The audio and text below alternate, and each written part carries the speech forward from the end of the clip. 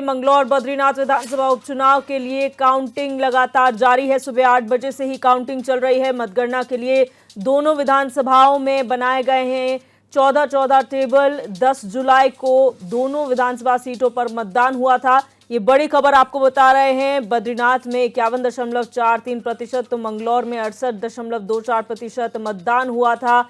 दोनों ही विधानसभा मतों की गिनती जारी है।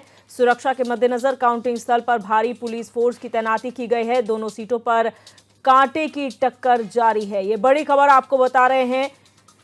बद्रीनाथ और मंगलौर में हुए उपचुनाव के नतीजे आज घोषित कर दिए जाएंगे। आपको बता दें 10 जुलाई को मतदान इन दोनों सीटों पर हुआ था। उसके बाद आज मतगणना चल रही है। सुबह 8 बजे से मतगणना शुरू हो गई थी। वोटिंग परसेंट की बात की जाए तो यहाँ पर बद्रीनाथ में 51.43% वोटिंग हुई तो मंगलौर में 68.24% मतदान हुआ है। और दोनों ही विधानसभाओं में 14 टेबल लगाए गए हैं। सुबह 8 बजे से दोनों विधानसभाओं में गिनती जारी है वोटों की। और सुरक्षा के मद्देनजर काउंटिंग स्थल पर भारी पुलिस फोर्स की तैनाती की गई है। दोनों सीटों पर कांटे की टक्कर देखने को मिल रही है। ईवीएम की काउंटिंग चल रही है।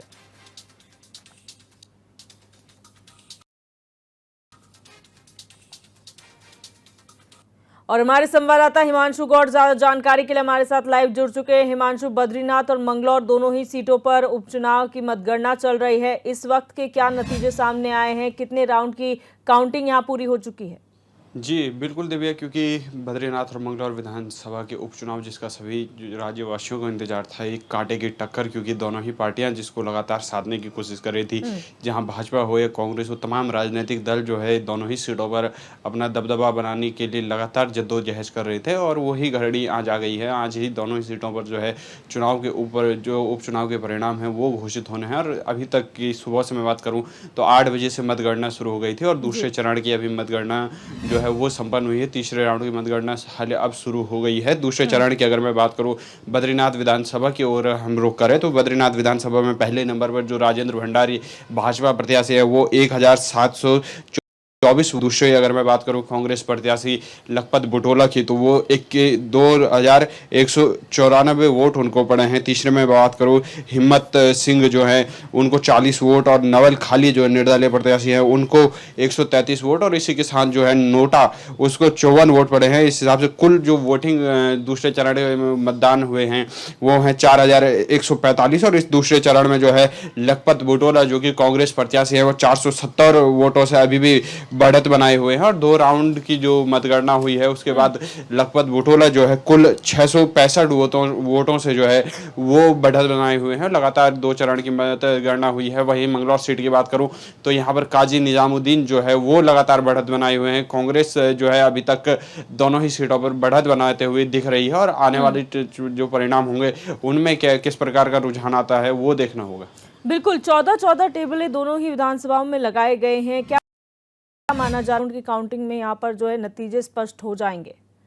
जी दिव्या, क्योंकि दोनों बद्रीनाथ की मैं बात करूं तो बद्रीनाथ एक पहाड़ी विधानसभा है और पहाड़ी विधानसभाओं में जो है वोटिंग प्रतिशत अमूमन कम रहता है।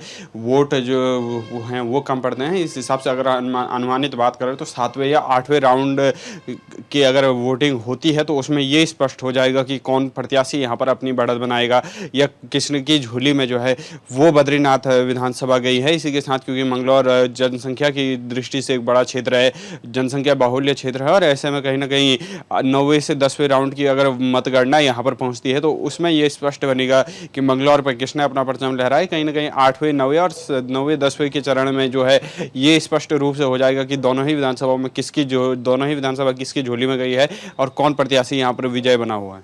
जी, यहाँ पर जो अब मतगणना सुबह से चल रही है, व्यवस्थाएं क्या देखने को मिल रही है सुरक्षा के लिहाज से, खासतौर पर मंगलौर में? क्योंकि वोटिंग के दिन हम मंगलौर के लिबरहेड़ी सीट पर यहाँ पर जो है वो कहीं ना कहीं विवाद उत्पन्न हो गया था। उसके बाद पुलिस प्रशासन की तैनाती वहाँ पे भारी मात्रा में की गई थी, भारी संख्या में की गई थी। इस वक्त क्या वहाँ पर स्थिति है? बिल्कुल, क्योंकि जो है सुरक्षा व्यवस्था एक बड़ा सवाल यहाँ पर बन जाता है। मैं बात करूँ मंगलौर विधानसभा की, तो वहाँ पर हमने देखा था चुनाव के दिन किस प्रकार से जो है फायरिंग हुई थी। उसके बाद एक सुरक्षा व्यवस्था एक बड़ी चुनौती प्रशासन के लिए बन गया था। कहीं ना कहीं प्रशासन उसके लिए लेकर हमेशा से जो जब से मतगणना संपन्न हुई है, मतदान संपन्न हुआ है, तब से लेकर अभी तक जो है लगातार सुरक्षा व्यवस्था को चाक चौबंद करने में लगा हुआ है। और कहीं ना कहीं जो अर्धसैनिक बल है, आईटीबीपी है, आईटीबीपी की तैनाती वहाँ पर की गई है। इसी के साथ है राज्य पुलिस की जो है लगातार तैनाती की गई है और जो है सीसीटीवी कैमरे की नज़रों से जो है संपूर्ण क्षेत्र की जो है चेकिंग की जा रही है। इसी के साथ आसपास के जो एरिया है उनको बिल्कुल सीज कर दिया गया है। मतगणना स्थल के आसपास का जो कुछ मीटर का एरिया है, अनजान व्यक्ति का जो है प्रवेश बिल्कुल वर्जित किया गया है। निर्वाचन आयोग या सूचना विभाग द्वारा जो है जिन व्यक्तियों को पास अलॉट किए गए हैं वही मतदान स्थल के अंदर जा सकते हैं। और इसी के साथ जिनकी ड्यूटी, जिन कर्मचारियों की ड्यूटी चुनाव के दौरान लगी थी, वो कर्मचारी अब अंदर जाएंगे। इस पूरी व्यवस्था जो है सेक्टर मजिस्ट्रेट के रूप में देखने को मिली है। एसएसपी हो या डीएम हो, वो दोनों ही व्यवस्थाएं जो है आपस में समन्वय बनाकर चल रहे हैं और सुरक्षा व्यवस्था की जो है चाक चौबंद व्यवस्थाएं दोनों ही सीटों पर कर दी गई है। जी, बहुत शुक्रिया हिमांशु हमारे साथ जुड़ने के लिए और जानकारी साझा करने के लिए। हमारे संवाददाता संजय कुंवर भी हमारे साथ ज्यादा जानकारी के लिए जुड़ चुके हैं। संजय, जो बद्रीनाथ विधानसभा उपचुनाव के लिए मतगणना सुबह से चल रही है, क्या कुछ उसे लेकर अपडेट आपके पास है? देखिए, बद्रीनाथ विधानसभा उपचुनाव का दूसरा दौर का जो है मतगणना संपन्न हो चुकी है और अभी दूसरे चरण के मतगणना में जो कांग्रेस के लखपत बटोला है वो 665 वोट की लीड ले चुके थे राजेंद्र सिंह भंडारी से। पहले चरण में जहां 195 मत से लीड बनाए हुए थे और अभी दूसरे चरण का मतदान जो वोटिंग अभी गिनती शुरू हुई थी, तो दूसरे चरण में लगभग 665 जो है वोट जो है इनको अधिक मिले हुए हैं। हालांकि अभी अभी 8 चरण और गिनती जो है होनी बाकी है, लेकिन अभी जिस तरह से बद्रीनाथ विधानसभा उपचुनाव में जोशीमठ क्षेत्र से ये मतगणना की गिनती शुरू की जा रही है और अभी दसोली प्रखंड और ये पोखरी प्रखंड का भी जो ईवीएम मशीनों की गिनती की जाती है, लेकिन शुरुआती रुझान है और देखिए आगे आगे होता है। जी, व्यवस्थाएं किस तरीके से मतगणना स्थल पर देखने को मिल रही हैं? 18 यहाँ पे टेबल बनाए गए हैं और सभी टेबलों पे ऑब्जर्वर तैनात है। साथ ही एजेंट भी इनके साथ में हर पार्टी के मौजूद है। जो है जो पीजी कॉलेज का जो मुख्य गेट है, यहाँ से बिल्कुल बड़ी सुरक्षा के बीच सघन जांच के बाद ही प्रत्येक मतदान जो वहाँ पे ड्यूटी पे है उनको जो है कड़ी कैमरे की निगरानी में और एसडीआरएफ से लेके पुलिस प्रशासन का कड़ा पहरा यहाँ पे लगा हुआ है और सुरक्षा के बीच जो है 2 चरण का जो अभी मतगणना जो है पूरी हो चुकी है बद्रीनाथ विधानसभा को लेकर। जी संजय, बहुत शुक्रिया हमारे साथ जानकारी साझा करने के लिए। लगातार आप नजर बनाए रखें तो कहीं ना कहीं बद्रीनाथ और मंगलौर में हुए उपचुनाव के नतीजे आज घोषित होने हैं, उसी को लेकर मतगणना सुबह से चल रही है। बद्रीनाथ की बात की जाए तो 2 राउंड की वोट्स की काउंटिंग यहाँ पर हो चुकी है और इसमें ये सामने आया है कि लखपत बटोला कांग्रेस प्रत्याशी जो है वो लीड बनाए हुए हैं 600+ वोटों से और लगातार आगे भी काउंटिंग जो है चल रही है। वहीं हरिद्वार से हमारे संवाददाता मनोज कश्यप हमारे साथ जुड़ चुके हैं। मनोज, मंगलौर सीट पर उपचुनाव हुआ था, अभी वोटिंग की जो काउंटिंग है उसकी क्या स्थिति है? बिल्कुल, देखिए दिव्या, मंगलौर उप चुनाव हुआ था सुबह 8 बजे से यहाँ पे काउंटिंग की शुरुआत हो गई, तो अभी तक 2 राउंड पूरे हो चुके हैं। हालांकि सबसे पहले मैं आपको बता दूं, जो पहले राउंड था, पहले राउंड में बसपा के जो प्रत्याशी थे उनको 4643 वोट यहाँ पे मिले, तो कांग्रेस से काजी निजामुद्दीन को 4613 वोट मिले, तो भाजपा प्रत्याशी कतार सिंह बढ़ाना को 454 वोट मिले थे। अब यहाँ पे अपडेट आ गई है दूसरे राउंड की, लेकिन उससे पहले मैं आपको यहाँ की जो भीड़ है ये आपको दिखाना चाहता हूँ। चुनाव से पहले तमाम लोग यहाँ पे मौजूद है, सभी पार्टियों के समर्थक यहाँ पे इनसे बातचीत भी करेंगे किस तरीके का इनको इंतजार है, कहाँ से ये लोग आए। जी, क्या नाम है आपका? मोहम्मद आमिर। चुनाव परिणाम आने वाले कैसे क्या करेंगे लेके? इंशाअल्लाह काजी निजामुद्दीन जीत रहे, बहुत अच्छे वोटों से। लगातार हम देख रहे हैं कि उनकी बढ़त भी यहाँ पे चल रही है, क्या कहेंगे? इंशाअल्लाह बढ़ती रहेगी आगे तक और आगे भी बढ़ती रहेगी 27 में पूरा इलेक्शन। बिल्कुल देखिए दिव्या, लगातार यहाँ पे जो कांग्रेस के समर्थक है वो भी यहाँ पे मौजूद है। यहाँ पे दूसरा राउंड आया है। दूसरे राउंड में जो यहाँ पे कांग्रेस के जो प्रत्याशी वो लगातार अपनी बढ़त यहाँ पे आगे दिखाते चल रहे हैं। यहाँ पे वो लोग इनसे बातचीत कर लेते हैं। कहाँ से आए हैं, क्या नाम है जी, क्या नाम है आपका? मेरा नाम गुलफाम है जी। कहाँ से आए हैं आप? टांडा वनेडा गाँव से है जी। किसके समर्थक है? ये काजी निजामुद्दीन के। वहाँ पे काफी भी हुआ था। जी जी जी, बहुत तगड़ा वो रहा था, उसके बाद भी वोट डाल ले। क्या मानने कैसा? इंशाल्लाह जीत होगी। आप क्या कहेंगे? अरे हमारी जीत था, हम तो जीत के ऊपर बैठे हुए हैं यहाँ।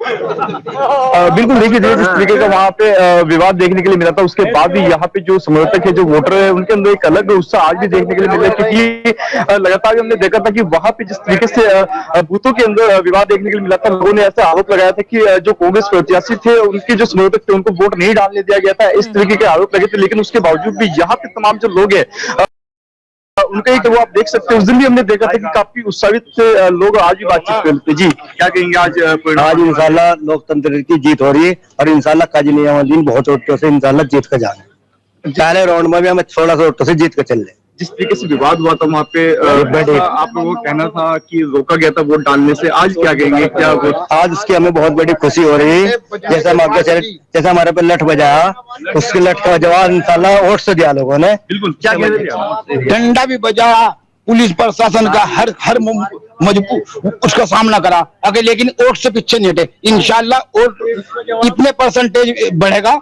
कि जब आपने अभी देख लियो 10 मिनट के बाद परिणाम। अच्छा, हमने देखा कि वहाँ पे लोग काफी शांत थे, कुछ लोग थे जो विवाद कर रहे थे। ऐसा आरोप लगाया गया था कि जाट बिरादरी के लोग थे, लगातार फायरिंग भी की गई थी, लठबाजी भी की गई थी, पत्थरबाजी, वीडियो सोशल मीडिया पर वायरल हुए थे। लेकिन हमने देखा कि जो कांग्रेस प्रत्याशी थे, लोग थे, काफी शांत माहौल में थे। क्या विश्वास था लोग उनसे? नहीं, जाट भरपूर सहयोग किया और बहुत अच्छा वोट दिया और इंशाल्लाह जीत निश्चित है।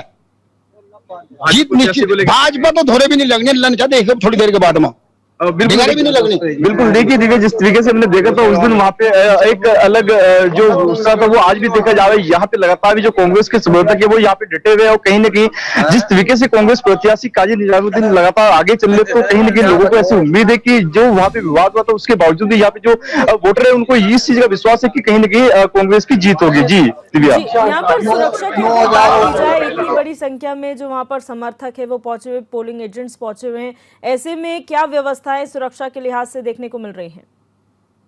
बिल्कुल देखिए, मैं आपको यहाँ के चारों तरफ का आपको नजारा दिखाऊंगा। ये एक अलग से पूरा जो फील्ड है ये तैयार किया गया है। इसमें से जो समर्थक है वो यहाँ पे मौजूद रहेंगे, किसी को भी इससे आगे जाने की अनुमति नहीं है। हालांकि मीडिया के पास भी यहाँ पे अलग से जारी किए गए थे, जिन लोगों के पास से पास होगा वही काउंटर तक जा पाएगा। मीडिया सेंटर अलग से बनाया गया, लेकिन अलग से एक ये ग्राउंड था जहां पे तमाम जो वाहन है लोगों के वो खड़े हुए। यहाँ पे आप देख सकते हैं पुलिस का भी जो है कड़ा इंतजाम है, क्योंकि हमने देखा था कि जिस तरीके से मतदान के टाइम पे यहाँ पे विवाद देखने को मिला था, उसके बावजूद यहाँ पे कहीं ना कहीं पुलिस को भी इस बात का अनुमान था कि कोई बड़ा विवाद हो सकता है, इसको लेकर यहाँ पे कड़ा इंतजाम पुलिस प्रशासन के किए गए। आप देख सकते हैं यहाँ पे जो काउंटिंग सेंटर है उसके चारों तरफ यहाँ पे पुलिस का पैर, किसी भी तरीके के जो व्यक्ति हो गए उनको अंदर नहीं जाने दिया जाएगा, क्योंकि कहीं ना कहीं अक्सर ऐसा देखा जाता है दिव्या की जब काफी भीड़ होती है तो कहीं ना कहीं विवाद की स्थिति पैदा हो जाती है। उसको लेकर यहाँ पे पुलिस प्रशासन पहले से मौजूद है। हालांकि जो हरिद्वार के एसएसपी डीएम है तमाम पुलिस को ब्रीफ भी कर रहे हो, किसी तरह का कोई विवाद खड़ा ना हो, उसको लेकर यहाँ पे चिपटे में पुलिस को तैनात किया गया है। जी बहुत शुक्रिया मनोज हमारे साथ जुड़ने के लिए और जानकारी साझा करने के लिए।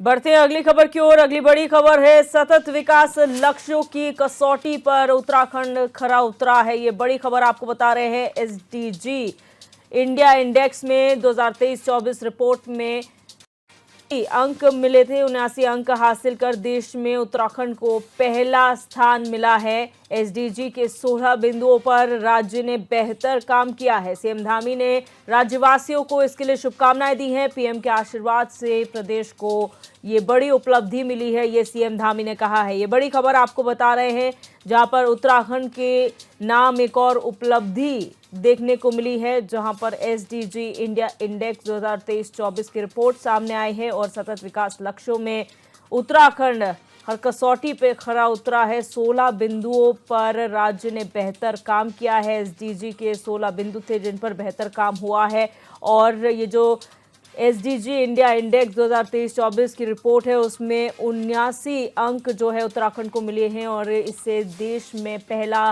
स्थान उत्तराखंड ने हासिल किया है, जिसको लेकर सीएम धामी ने प्रदेशवासियों को शुभकामनाएं भी दी हैं और साथ साथ ही पीएम के आशीर्वाद से प्रदेश को ये उपलब्धि हासिल हुई है।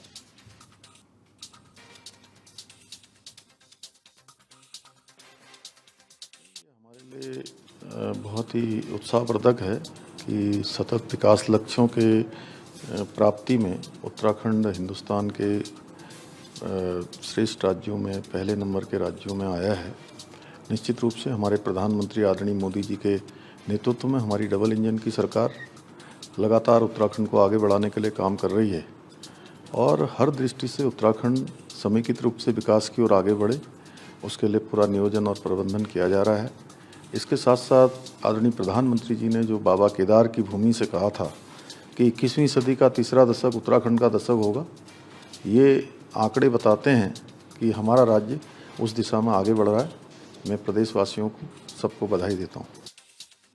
बढ़ते आगे, जोशीमठ अवरुद्ध बद्रीनाथ राष्ट्रीय राजमार्ग को यातायात के लिए सुचारू कर दिया गया है। 4 दिनों से बाधित बद्रीनाथ हाईवे बीआरओ की कड़ी मेहनत से खोल दिया गया है, जिसके चलते तीर्थयात्रियों ने राहत की सांस ली और बीआरओ का आभार व्यक्त किया। आपको बता दें कि प्रशासन मुस्तैदी के साथ स्लाइड जोन पर निगरानी रखते हुए वाहनों को एक-एक कर पार कराया जा रहा है।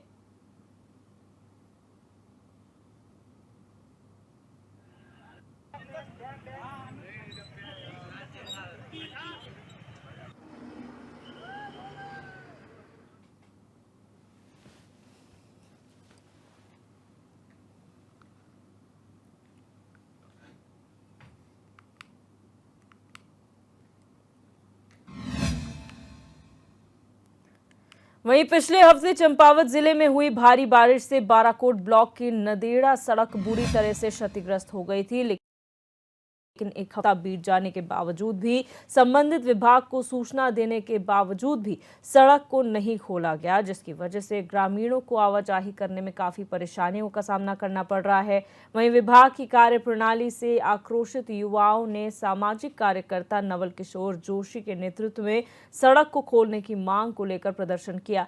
सामाजिक कार्यकर्ता ने प्रशासन से जल्द क्षेत्र की सड़कों को खोलने की मांग की है। यहाँ से कोई जाने ये सड़क है, पिछले सप्ताह यहाँ हुई थी भयंकर बारिश और अभी तक देखो ये मलबा। 4-5 दिन से पूरा मौसम बढ़िया हो रखा है, लेकिन प्रशासन के कानों में जू तक नहीं रहेंगी है। 60-70 परिवार इस ग्राम में रह रहे हैं। किसी को कोई बीमार हो रहा है, डोली के सहारे ले जा रहे हैं, कोई कैसे जा रहा है, ना किसी के वाहन जा रहे हैं। तो अभी तक इसका सफाई का कुछ नहीं हुआ है और जहाँ मलबा तक नहीं आया वहाँ जेसीबी भेज रहे हैं। पता नहीं कब प्रशासन को होश आएगा। और यहाँ देखो, अगर यहाँ कोई गिर गया उसका कौन जिम्मेदार रहेगा? उस टाइम तो तुम कहोगे तुम्हारी लापरवाही है। अभी कहाँ है प्रशासन? और ये इतनी मेरी मांग है समस्त क्षेत्रवासियों की भी, पीछे दिखा दो, ये हमारे ग्रामीण खड़े हैं, तो ये जल्द से जल्द जो है अभी ऐसे ले जा रहे हैं। और सारे जो भी हमारे दैनिक ज़रूरत की चीज़ें हैं, राशन वगैरह सारा कंधों पे ले जाना पड़ रहा है।